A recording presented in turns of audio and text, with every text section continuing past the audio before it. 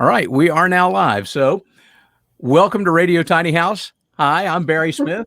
I'm Beth Smith. And we have a special guest with us today, Hannah Doss, who's sitting there.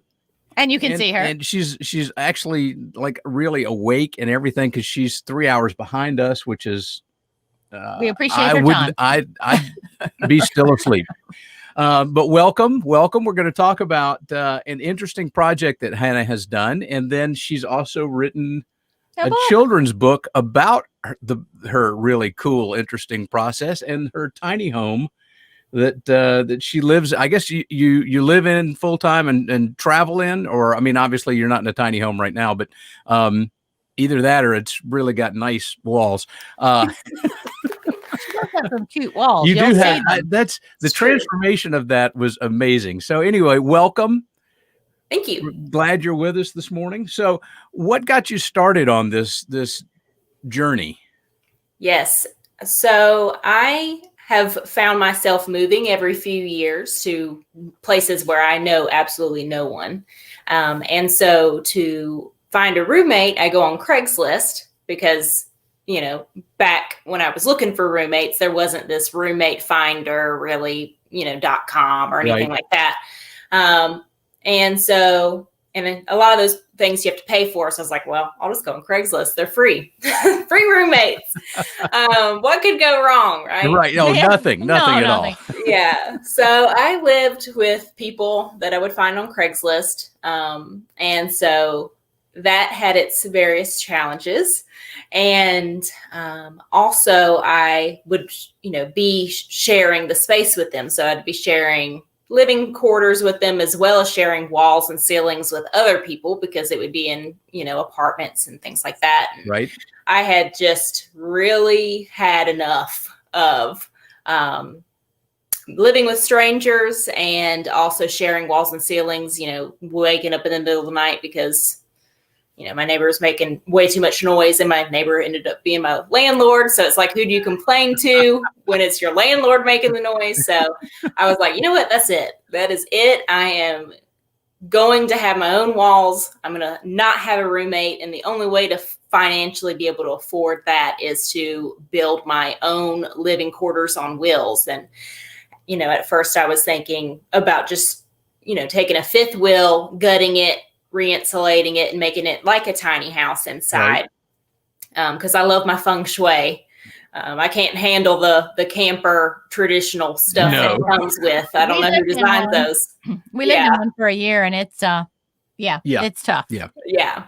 And so my mom was like, you should build a tiny house. I was like, yeah, okay, with what money, Mom?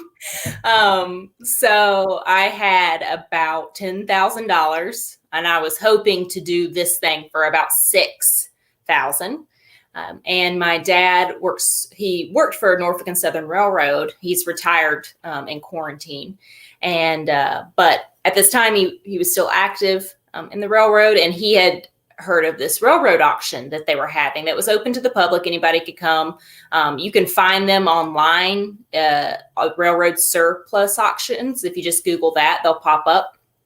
And he said he knew of some house trailers, camp cars that they were going to be auctioning off, and that we should go to the auction. And it happened to be in Alabama, where I was getting my master's degree at the time. So it was, 20, 30 minutes away from my house. So right. It's perfect. My parents live in Tennessee, so they drove down their big truck just in case.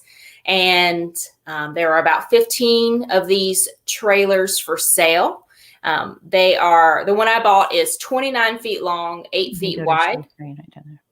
We're going to share our screen so they can see you. Sure.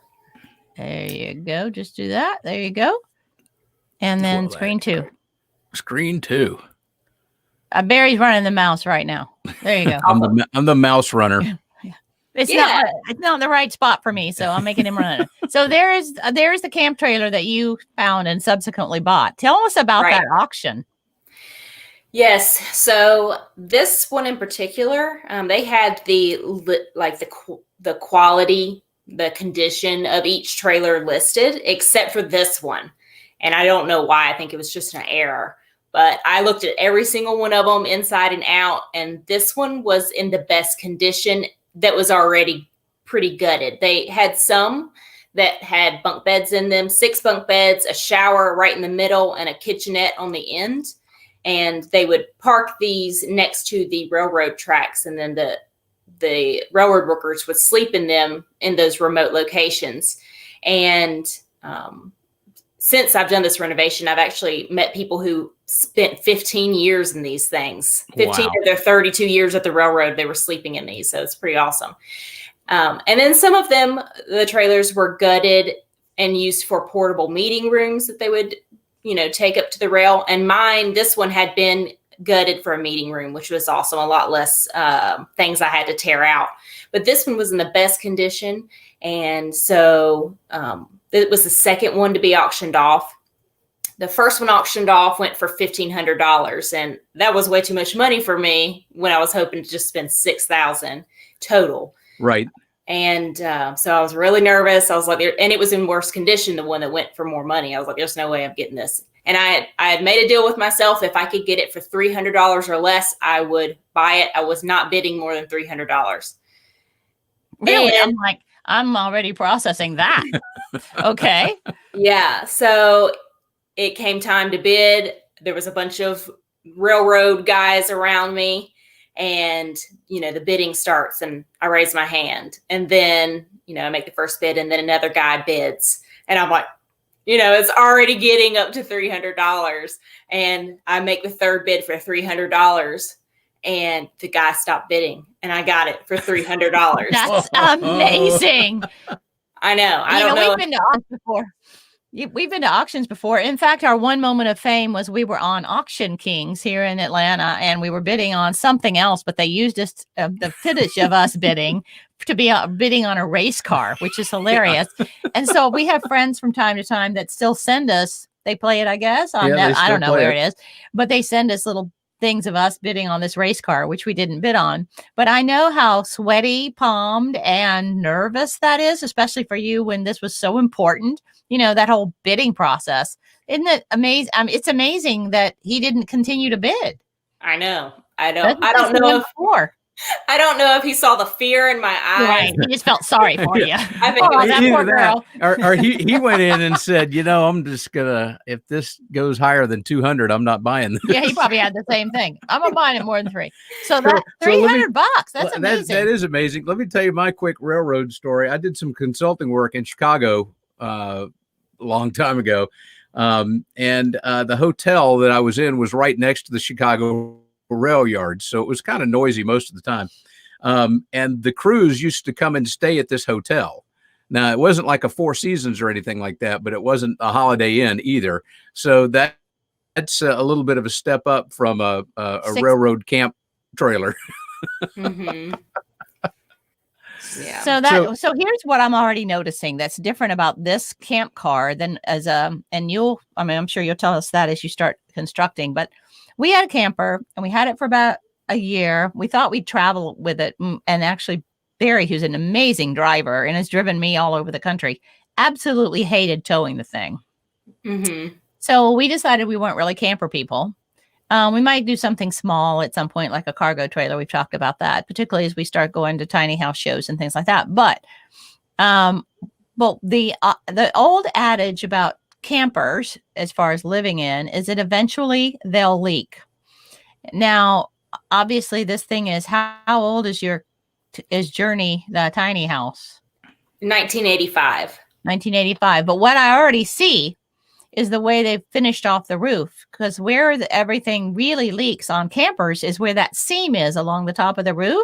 And I can see, and for those of you that are on podcasts that you can't see, you can look at this on the video, but it has a rolled roof edge to keep the leaks and that seam that's on normal campers contained. And I think that makes a big difference in the longevity of this piece of, this camper that you have. Yes, it has leaked on me a little bit. I discovered some stains on my blinds. Uh-huh. So I think it's around my windows. Right. It might be. Right. So I had caulked everything because we put brand new windows and big windows in. And I'm in the desert. I'm in Las Vegas, and I've been out here 3.5 years, and the caulking, I guess, had started to have little micro holes and cracks. So Right.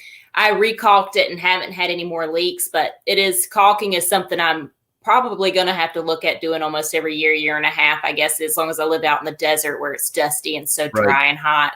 Right. But, right. Or build a cover for it somehow. Yeah. Yeah. So, all right. So you bought it for $300, which I'm still in shock. I had no idea. I was thinking you were going to say, it's $1,500 or something. All right. And so then your dad, bless his heart, towed that thing back to Alabama where you were living. He towed it from Alabama to Tennessee. To Tennessee. So you were working at it at mom and dad's house, basically. Yes. Gotcha. All right. So you want to go to the next slide? Sure. Oh, slide how, master. How long is the camper, right. by the way? 29 feet long. Okay. And it's 8 feet wide? Okay. And it's on a tandem axle. Yes. So it's a little easier to pull. Yeah. I thought that was an important picture to put in there. Yes. This is Hannah. It's Journey the Tiny House. That's your Instagram page, right? Yes. Yes. And she's in the middle of a big mess. Yes. Things have to get messy before they get better. That's right. That's what it looked like on the inside. That's like 3 minutes after I won it at auction. So I'm surprised my face doesn't look more scared or excited. I mean, I was like, oh my gosh, there's so much work to do now. What have I done? Yeah. So did you get the cool 1970s blue chairs with it? Oh, I won everything inside. Well, now, of course, after this, I'm going to go look up railroad auctions. I might need one myself for $300. What? So did you find anything interesting in there? Oh my gosh, yes. And I haven't told this story before, but breaking news. Yes.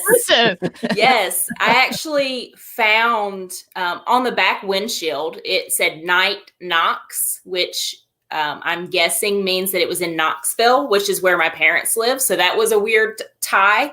Right. And also the paperwork that was thrown all over the floor as I was cleaning it up. I actually recognized some people from Roanoke, Virginia, where my dad had been stationed most of his railroad career. I recognized their names, and my dad was like, actually, I think I've had meetings in this very rail car. So that was just so interesting that I recognized the people, because I know like 2 people that work at the railroad, and so one of them's my dad. So it was just super weird. That's hilarious. And obviously meant to be. It was karma for you to get that one. Yes, that's exactly right. All right. We're going to go to the next one cool. to talk about her next spot. Oops. So this must be your dad. Yes. Yes. Now it looks like did you do some of the gutting, or was it already pretty well gutted? In the last picture, you'll see it had like this paneling, this like plasticky paneling all over the wall. So Dad ripped that out. I still had just a few weeks left in my master's degree after the auction. So he had torn everything out to look like this by the time I graduated and drove up to Tennessee. So, and for those who can't see this, it's just basically got wall studs and still metal. You can see the metal siding from the outside on the inside, and the has an like a heater. That's a heater right there, isn't it? Like a gas or heater? Yeah, it's electric. So it had electric heat and an air conditioning unit in the ceiling, and I did not know if it worked when I bought it. And I didn't even know if the axles and everything worked either. So we were just hoping it would drive right, and it did, and the tires made it all the way to Tennessee. So that was the first camper that we bought. Yeah, we bought an old, I think off of Craigslist, and I think it was $1,200 maybe. Yeah, it was huge. It was so heavy.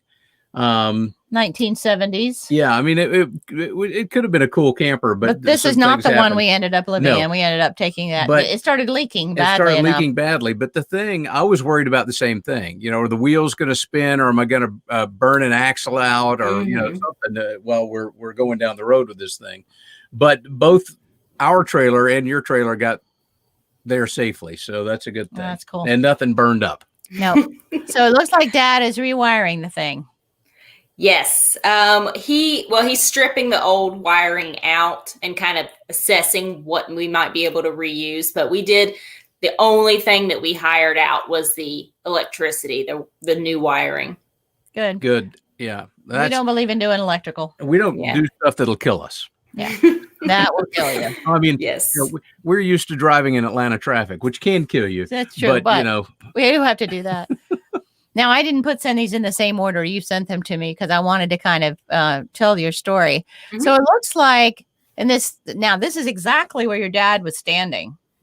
Yes. Right. And so that's where he's put the kitchen cabinets in that little nook that you've created. Mm-hmm. And it looks like you put some sort of brick, maybe the fiberboard type brick from Home Depot kind of thing on the back wall.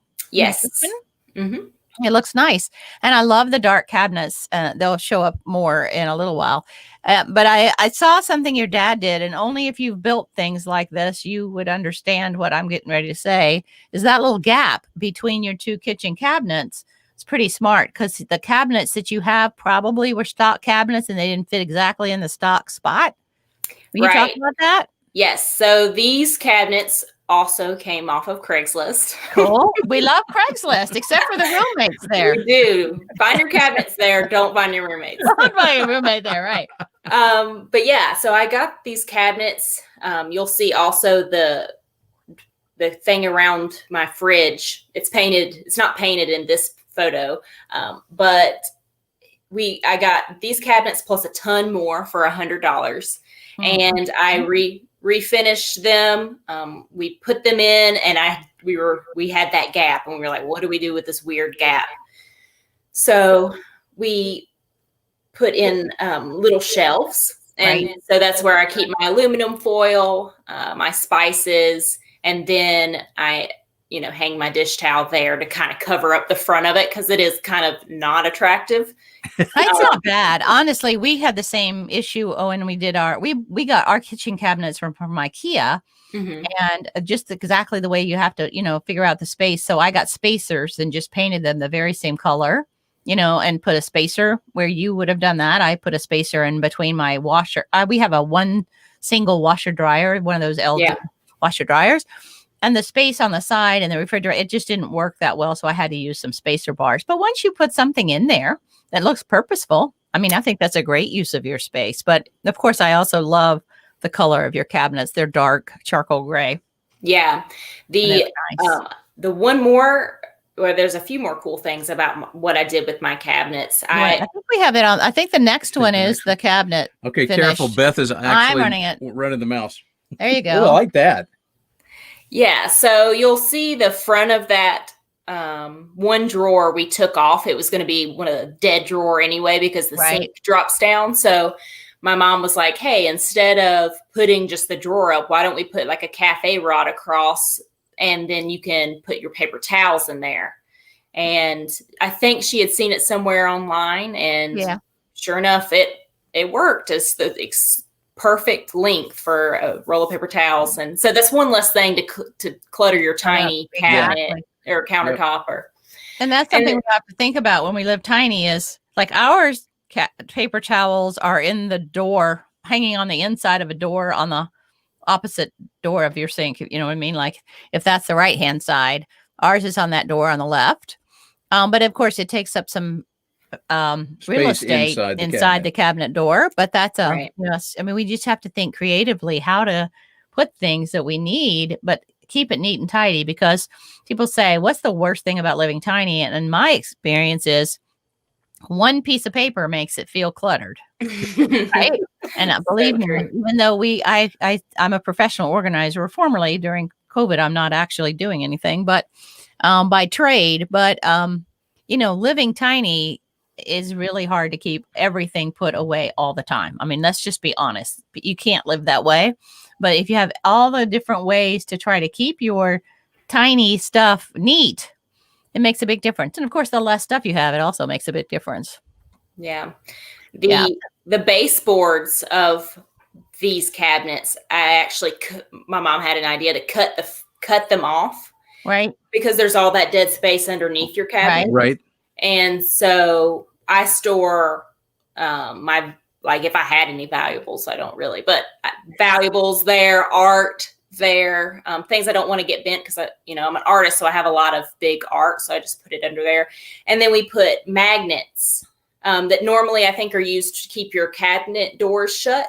Oh, we use those on the back, and so the baseboards just magnet right back up, and we cut a little round hole in the center up towards the top so you can stick your finger in the baseboard and pull it out. Well, now that's a great idea. We struggle with our baseboards, and I might try to put that in play. I like that. Mm-hmm. But anyway, here's your kitchen. It looks like you have a double sink, or is that a single sink? It is doesn't have a divider in it because I needed to be able to give my dog baths, and he's still fit in there. So that was the whole idea around my sink. Will my dog fit in it? Well, we have a big farmhouse sink, and I love being able to just keep the dishes out of sight. It's deep enough that the dishes, if they're not done, yes, we're not perfect. The dishes aren't done, then they're low, and I don't see them too much, so they aren't low anymore. So you have a dachshund, is that right? Yes. Yeah, we have I have an extra special picture of the dachshund here in a minute. Oh, good. We had dachshunds when I was a kid. I love dachshunds. They're sweet little dogs. Right now, we have a Great Pyr who would not fit in a sink. No, they're huge, fluffy white dogs that would have hair everywhere. Mm-hmm. All right, so we're looking at your kitchen. The other thing I wanted to point out is it doesn't look like you have a stove top. Am I something on the other side, or do you use like an induction burner, or how do you actually heat a pot of water? Yes. So I have a little 2-burner plug-in thing that lives in a cabinet. I tried, it was my second one. The first one emitted some sort of noise that scared my dog that I couldn't hear. It was super interesting. So I ended up getting another one, and he can stand that one. So and then you've got a toaster oven or a convection oven or something there on your counter. Bake pizzas, cakes, all that stuff in that thing. So do you feel like you have enough cooking utensils to feel comfortable? I mean, pre-COVID, we all probably ate out way more than we do now. But you feel like you got enough room to do what you need to do? Yeah, I would love a little bit more counter space. Right. Because I try to meal prep sometimes. And so when I do, and I've got something boiling and over here and a crock pot over here, and I need a place to chop vegetables, I end up cooking in my bathroom, which feels wrong. Yes, on so many levels. Feels wrong, but at the same time, I'm like, I know it's clean, and I'm only feeding myself. This isn't a restaurant, Hannah. Yeah. Yeah, I can see. I mean, we have to do what we have to do. By the way, do you have an Instapot? Not that this is an Instapot commercial, but no, I only have 2 cabinets full of dishware. Other than that, it's 3 of those cabinets are shoes. So yeah, gotta have our priorities.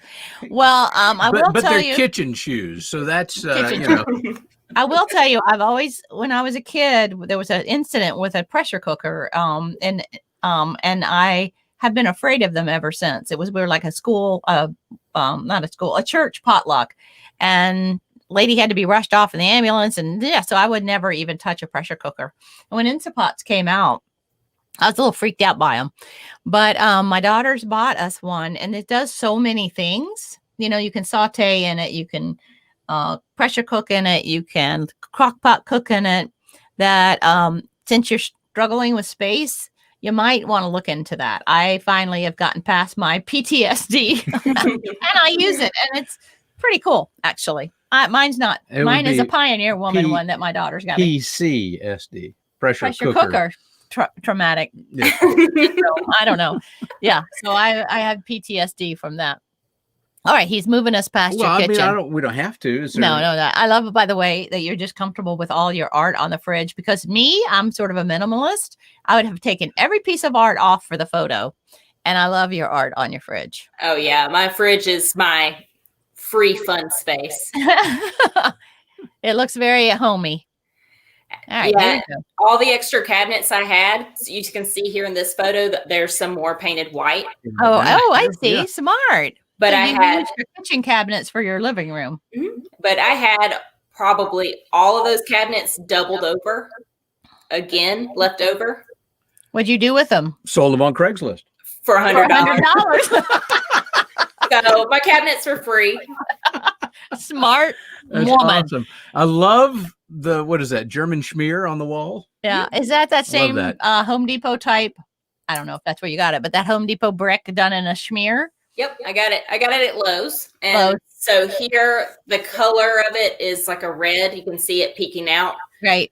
And then I just took sheetrock dope and smeared over it. And then the backsplash for my kitchen, I just spray painted copper. That's what that was. I was going to ask you how you had done that backsplash. It sort of looked like the brick from that photo. Yeah, we have a bed nook in our house that we debate about what we want to do with it. And I've thought about this, and then I've also really loved the idea of painting shiplap black. So, and we have two black photos of pictures that I painted. And so we thought about putting it black. So we talk about that from time to time, but your German schmear is intriguing to me. Mm-hmm. All right. And so you've got the kitchen cabinets used as a kind of an armoire or whatever entertainment area. Entertainment center. Right? I see an actual record player. Yes. That's awesome. My girls love the vinyl too. Mm-hmm. And now you've got, because you sent me vertical pictures and this is horizontal, you'll see that I kind of cut it in half. But I love, you've got like a director chair and like a little comfy rocking chair, maybe that Eames style. I actually have two ghost chairs that have those arms that come up, and that looks pretty comfy in your space. And of course, what's your dog's name? Banjo. Banjo has his own bed. Yes. So this is, if we're looking at the kitchen, which end of your camper, or what are we calling it? Tiny house. Which end of your tiny house is this? This is the tongue end. A tongue end. Okay, cool. I love it. It's cute. Okay, it we is. can show it. The wall is just. I love that look. That German schmear. It's just. It's nice because it gives it. It gives a new space some age. It looks like it's been there for forever. I really like that. It looks great. Really cool. Smart. You're a smart kid. Thanks. With a little help from mom and dad. Oh, there's Banjo. There's Banjo. I wanted to highlight Banjo. How old is Banjo? He is 11, and I got him from the kill shelter when he was 2 pounds. He was tiny. Oh, man. Oh. Now I see on that step and under Banjo's bed, looks like you have some storage underneath those spaces. Yes. Did you build that up on purpose? Was that something you added? Yes. So that whole platform is something that we added. My bed is like a full size bed, so 5 inches smaller than a queen. Uh-huh. And so I wanted that the whole platform was built so that my bed would slide under there and then be out of the way during the day. So that I wouldn't, my dad was trying to talk me into a Murphy bed. And I was like, I don't want to have to put all my living room furniture somewhere and then lay my bed down every night. Right. So we did it's a bed on wheels, and it will go completely flush underneath. Or I can pull it out a few feet and make it a couch, which is. So is that what I'm looking at right now? This couch that I'm looking at is your bed that slides back under all the way. I didn't realize that. That's pretty tricky, Hannah. Yeah. And then all that space that was left over to the side of the bed, we, put a lid on it. And so that's storage now is all my camping gear, my rock climbing, backpacking gear. And then the step up to the loft, of course, has a hinged top, and that's all, storage as well. Yeah. That's pretty cool. That is good. I've wondered about the beds that slide under, if they were practical or not, because and here's the thing I think that's different is when I see them, often they're really wide. So I'm like, how could you even pull it out and walk around? Like you have to get up and go to the bathroom in the middle of the night. Your whole floor is bed, right? But this is just part of the room. So it's kind of looks like a love seat with, right? But so it's a wide twin bed or a skinny double bed. Is that how you describe it? Yeah, I think it's a little bit smaller than a double. Right. 5 inches smaller than a queen. And a double. Right. Than a queen. All right, Yeah. so it is just a full double. Okay. Yeah. I mean, it really looks comfortable the way it's sitting. And I think that's a smart use of space, but you can still get up and move around when you pull the thing out. Right. And Banjo likes it. So and Banjo seems really happy taking that Mhm. nap he's taken. Mhm. All right. Oh, Uh-oh. what are you doing? I hit the wrong button. Sorry. Here. All right. So now your cute desk. Now we've switched forward and we're seeing the other end of your space. Mhm. Is that what I'm seeing? Yes. And that looks like an antique desk that I'm looking at. Is that what I'm looking at? Probably. It was given to me by a friend, and we actually cut it in half Right. and then mounted it to the wall. And then it does have that leg that swivels in and out, so I can fold the top of the table down. And so I'm That's- assuming you use it for everything: eating, working, painting, Yes. whatever. It is the only desk-like surface. Yeah, it's cute though. Now, is Really that cute. your artwork hanging above it?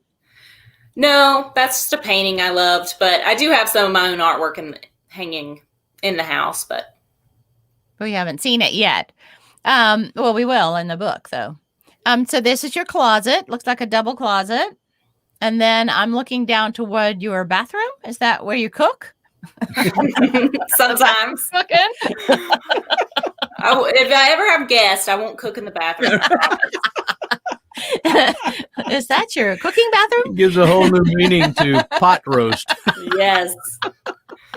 Yes. Okay, that's the guy humor.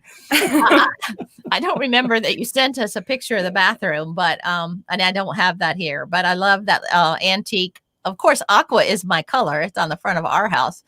But I love that antique door. It looks like that's a salvage door that you have toward your bathroom. Yes, that door was donated to my sister for her wedding. She had an outdoor wedding, so we Right. had two of those doors that we built like an altar, a place for them to stand in front of when they said their vows. And Right. I loved the door. So we ended up, I was able to take one of them after our wedding and use it.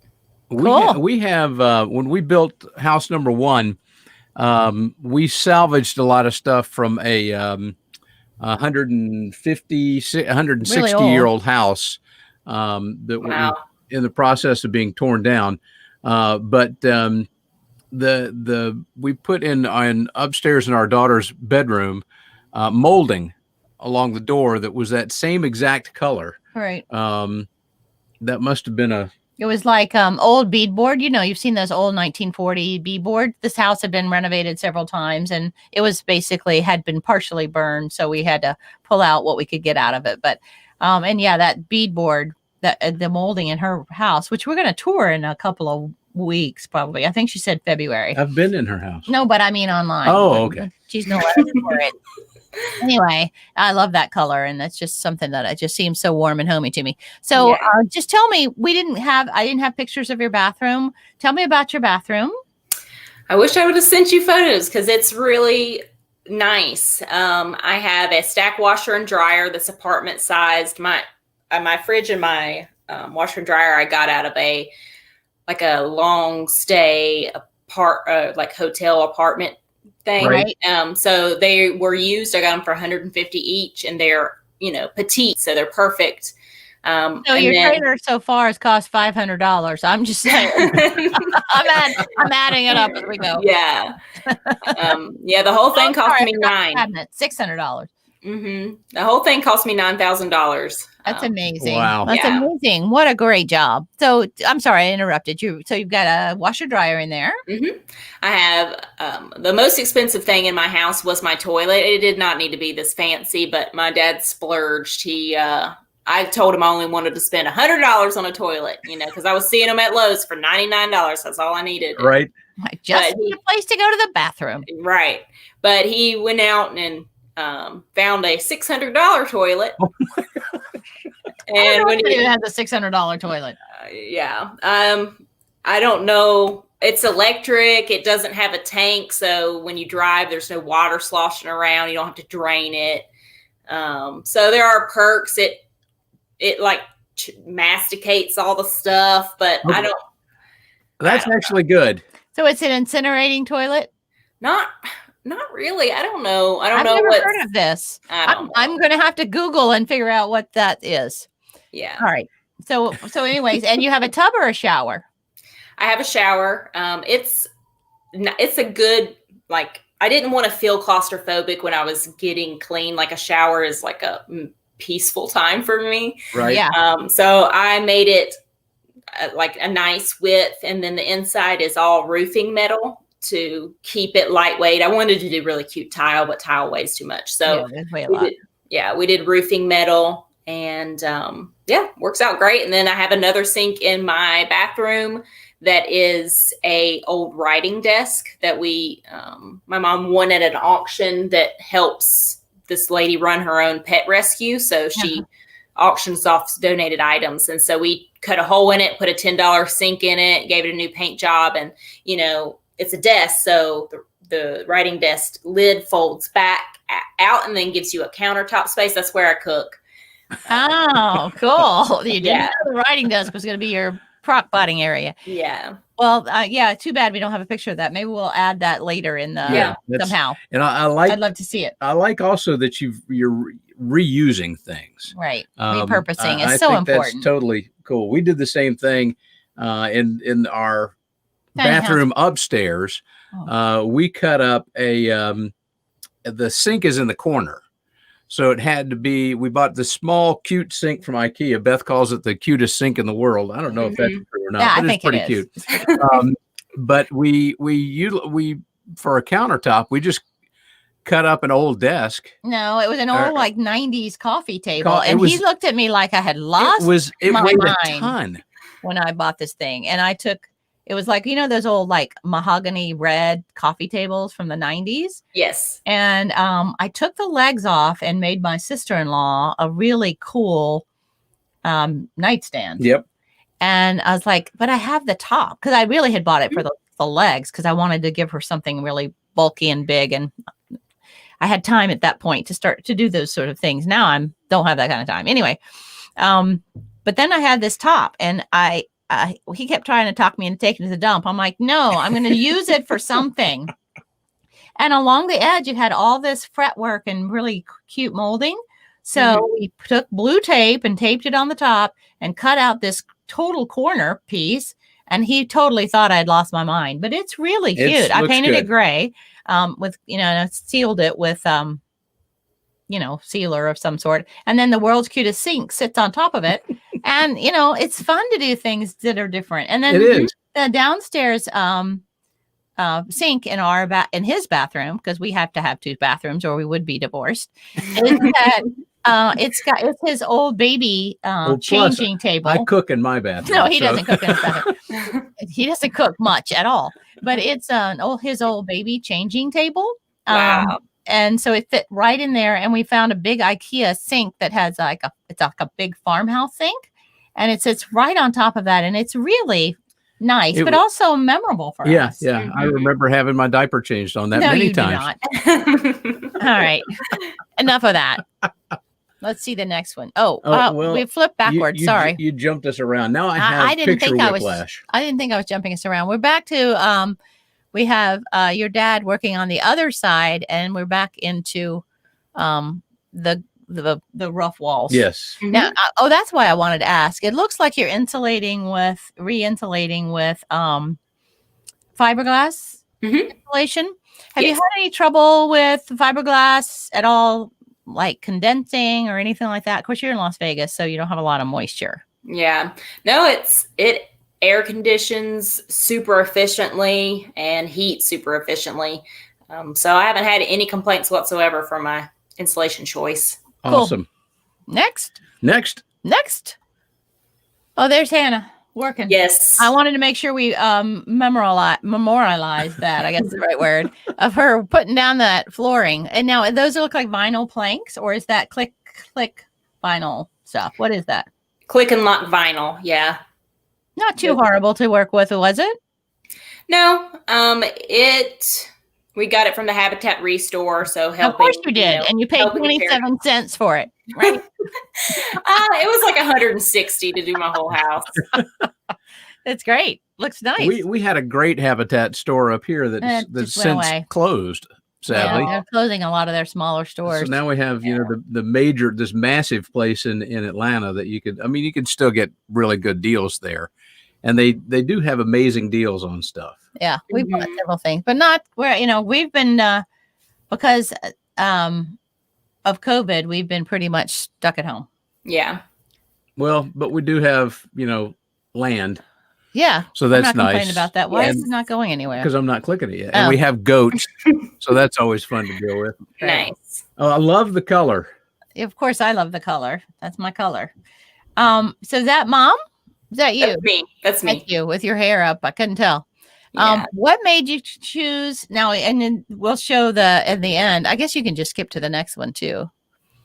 I love the fact that you painted the outside of your tiny home with this big graphic mural. Obviously, you're an artist, so that was kind of came easy for you. Did you design it and paint it yourself? No, I had a friend who is a spray paint artist. That's what he does. I've never worked with spray paint in this capacity. So I actually had a sculpture that he really liked. So I traded him the sculpture for the mural. Oh, smart. Yeah.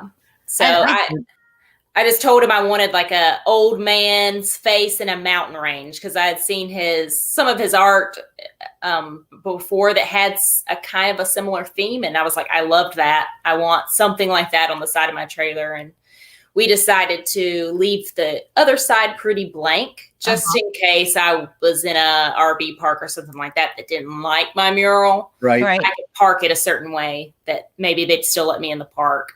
Well, funny enough, RV parks, I don't know how much traveling, but you see people saying they won't allow you in if you're older than 10 years and that kind of thing. And yes. I think, of course, they just don't want people. The main thing is they just don't want rattle trap falling down things. Have you had any trouble with that? Have you stayed in any RV parks?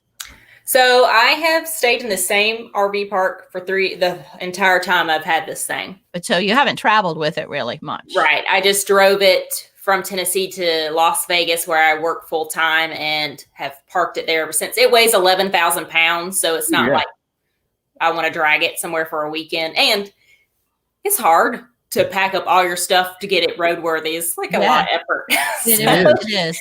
But yes, that whole 10-year thing, because even though my house is fully restored, it's 1985. And so when I was calling places before I drove it up to Las Vegas to see if they would take me, because I had read that 10-year or younger rule about your rig, and people were like, nope, just kept saying no. Or they were like, are you 60 years old? Because we're a retirement RV park. I was like, no. So a lot of places wouldn't even let me in based on my age, which was terrible because I'm like a 60-year-old. So I can promise you're not. I'm just saying.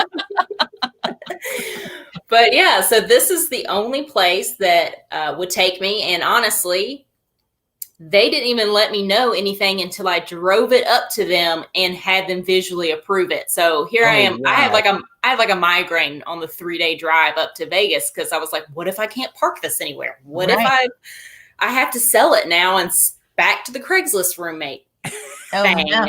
Yes. And my dream is ruined. So it was a stressful time. But what did they say when they saw it? They were like, I had emailed them pictures. They were like, email us pictures and I'll get my dad the owner to approve it. It's a family owned RV park, which I think is the secret to success of getting in an older rig is get something family owned. And I never heard anything back. I called them, never heard anything back, which is unlike them now that I know them. They're very responsive people. So I'm sweating it. And then when I drove it up, and they saw the outside and I showed them pictures of the inside. They're like, oh yeah, go ahead, go park that thing. So I was like, thank goodness. Awesome. It's really cute. I love totally the aqua cute background and the big, and for those of you that are listening on audio, it's got big graphic mountains, a mountain range actually on it. A cool man in the mountain. Yeah. I didn't notice the cool man in the mountain. with What? a beard. I'm sorry. I was looking at other things. I was looking at the flooring and the kitchen. His beard looks like it turns into snow, glacier, or maybe rivers coming off of it. Yeah, it's a waterfall beard. That's And totally cool. I did put in the waterfall after my friend left. I was like, he had put in I told him I wanted a waterfall beard, but I really wanted it to pop with a lot of like white, mist and spray. Right.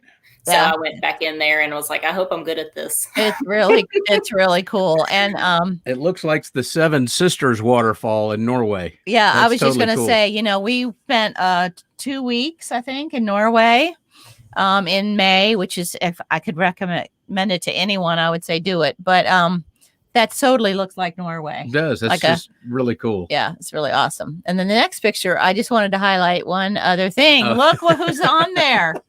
It's a wind chime. It's not a part of the mural. No, I'm kind of disappointed to know that. Banjo the dog. I was like, because he in the picture, he sort of disappeared. I'm like, I'm totally going to highlight Banjo the dog. I didn't realize it was a wind chime, but he's so cute. Yeah, anybody that knows me will get me weenie dog paraphernalia. Yeah. Or get you a gift certificate for Home Depot because you don't have room in your house for Lowe's. Or Craigslist. Or Craigslist. Yeah. I don't think they have gift certificates. I don't know if they do or not. So there are no pictures of it here, but did you do anything on the bottom? Do you have skirting? Did you do anything different?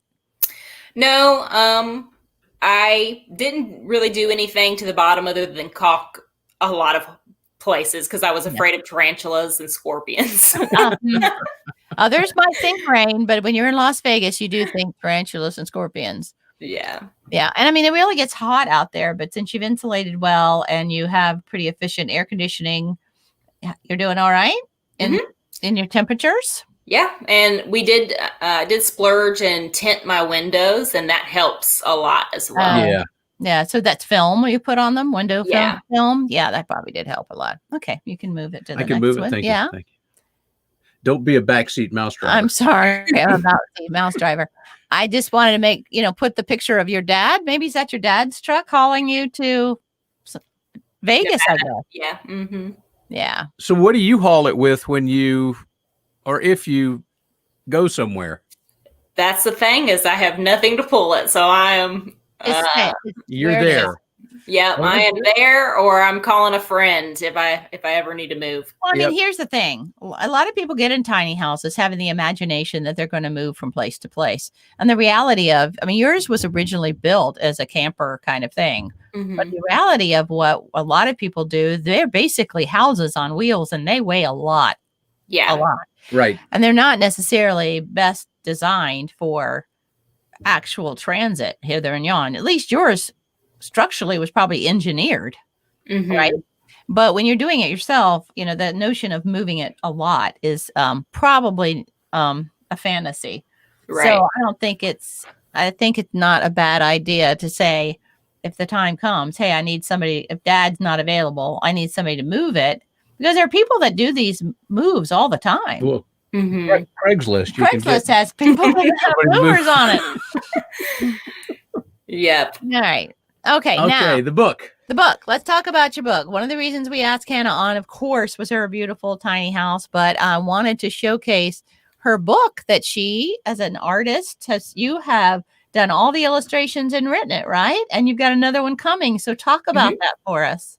Yes. So I wrote a rhyming children's book about the renovation process, the true story of Journey. So, hang on, I need to excuse myself. We have little visitors coming into our podcast studio. I need to put a light out front, a red light that says recording or something like that. Yeah, because so our daughter lives on our property with us, and her 3 kids. And they're the eldest just turned 14, but the 2 youngest are 7 and 5, and they are they just think that they go everywhere on the property, and they run around half the time. I mean, our grandson was running around. It was 34 degrees yesterday was our high, and he was running around in a t-shirt and underwear. Wow. No shoes. No. Wow. So they may be trying to come in here for school. They're homeschooled. Okay. So it may be, is it time for No, school? It wasn't anything that practical. Oh, They wanted nothing- to talk nothing to us practical. about Subnautica, their favorite video game. Perfect. That's we're live, and that's how Yeah. it is. Yeah, I do play Xbox with both our youngest two. Who both want to be YouTubers, by the way. Yes. Oh. YouTube gamers. So They anyway, both want to. your book, and the book, because those of you who are listening can't see, it's called How Journey Came to Be a Tiny House for Me. And Journey, of course, is the name of the Journey tiny is house. the name of the tiny house. And I see you sweeping and Mom and Dad working. Well, I'm the one carrying the wood. Oh, Okay. okay. So Yeah. Mom's sweeping. Yeah, And then Mom here has comes- gray hair. She's sweeping. Banjo with a stick. Yes, he's helping build. He's helping build. So what was the inspiration for the book? I mean, other than Journey itself, why did you decide to just write a children's book about it? Yeah, so I was in the car for 3 days, from Yes, we know. yes, and my mom was actually not feeling super well, so I ended up driving all of it except for about 3 hours. And so for 3 hours, I had time, and I got bored very quickly. I was already bored, been bored for 3 days, Right. But I was in the car, and my mom had kind of been talking about how it would make a cute children's book, and she knows I'm an artist and that could do. She's like, you could illustrate it yourself. It would be perfect. And so I started sitting there, and I just wrote down the first line. And there once was a rail car named 858 who used to haul all kinds of freight, from apples to horses and coconuts too. She'd be right behind the engine shouting, choo choo. Oh, that's cute. And I was like, whoa, that was kind of easy. Who am I channeling? Where'd that come What is this?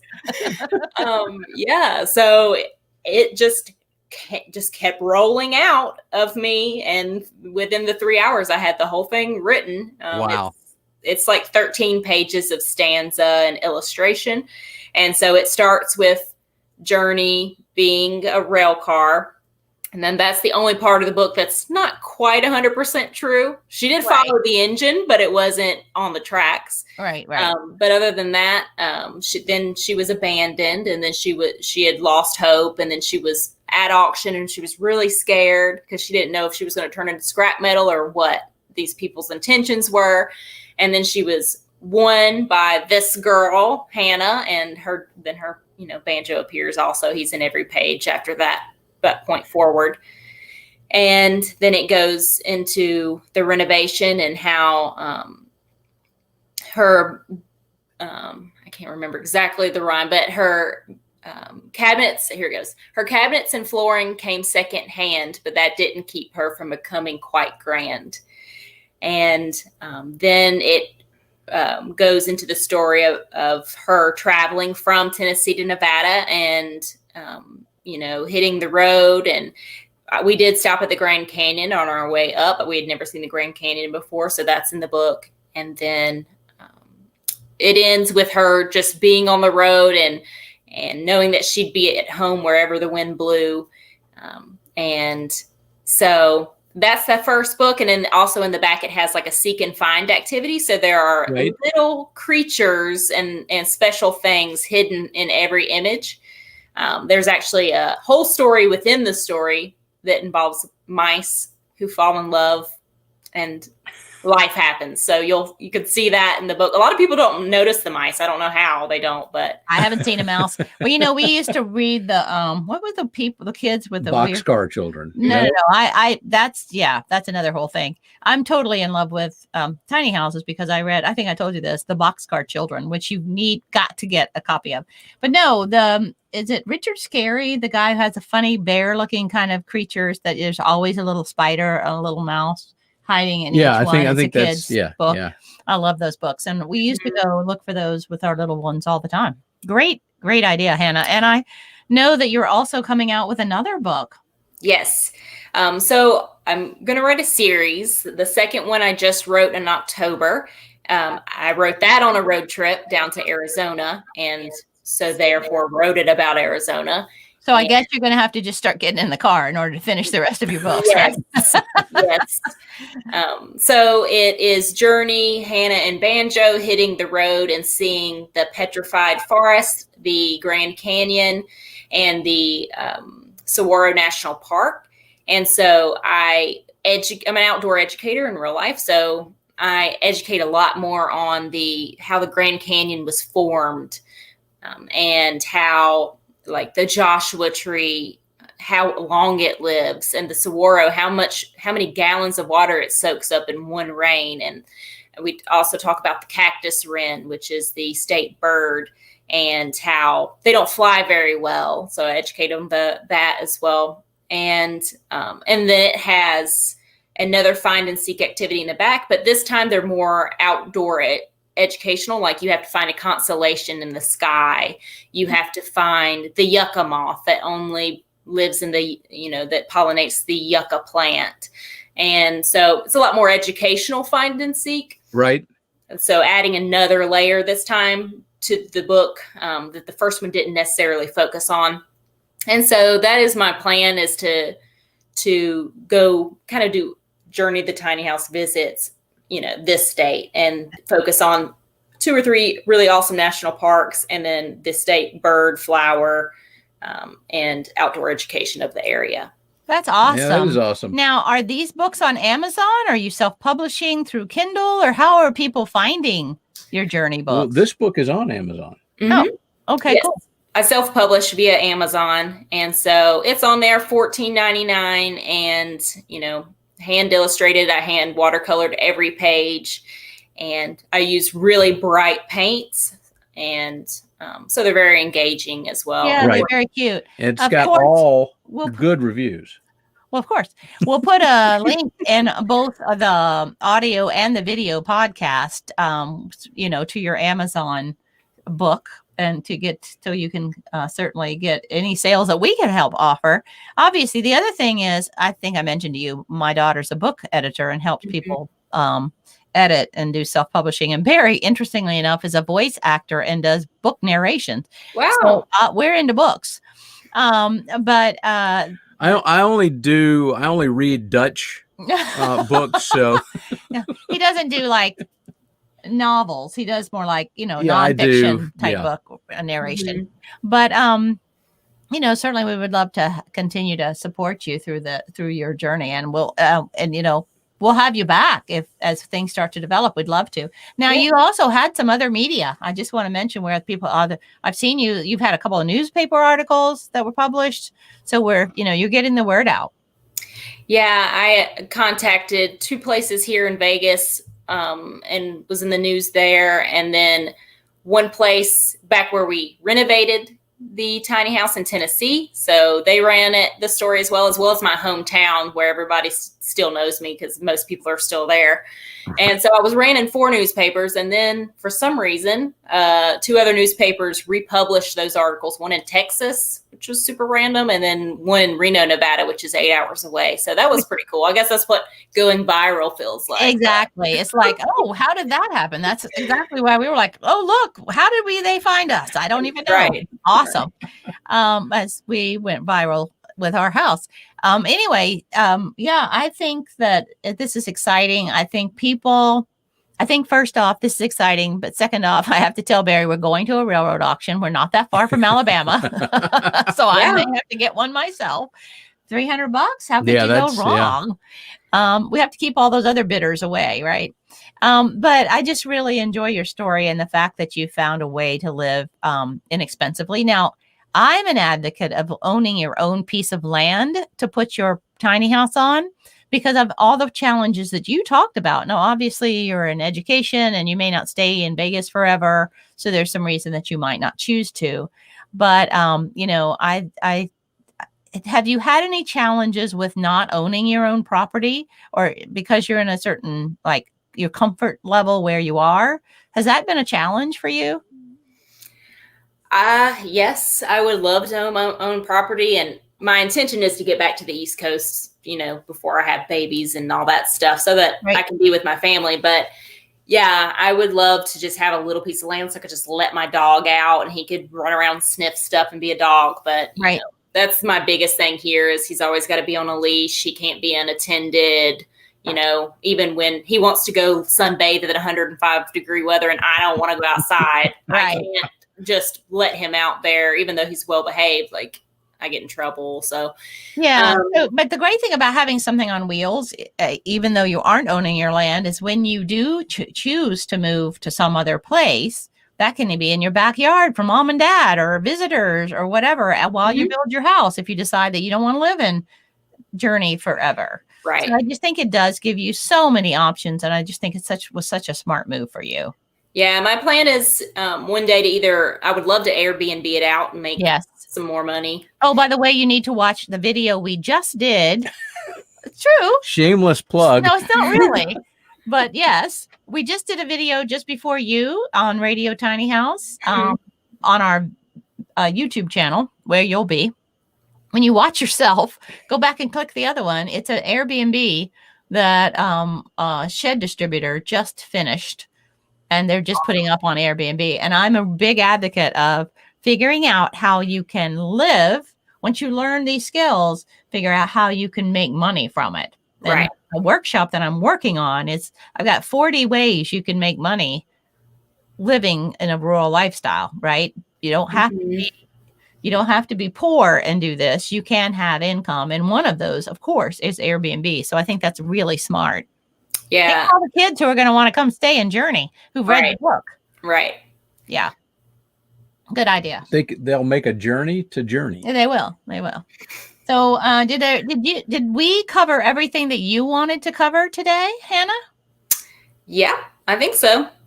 Cool. And you're going to give us all your links where we can find the book. You know, any other things you'd like for us, your Instagram, we'll certainly have that. If you're on Facebook, send us your links and we'll put those in the bottom of the we'll put them in the description down in the links or whatever, so people can get in touch with you. And we can't wait to see how your journey moves forward. Thank you. I am excited. Yeah. Thanks so much. This was great. I'm sorry we woke you up so early. Oh, no worries. But I'm a morning person. I'm glad that we did. Yep. All right. Thanks, Hannah. Thank you so much. Hannah. Have a great day. You too. Bye. Bye. Bye.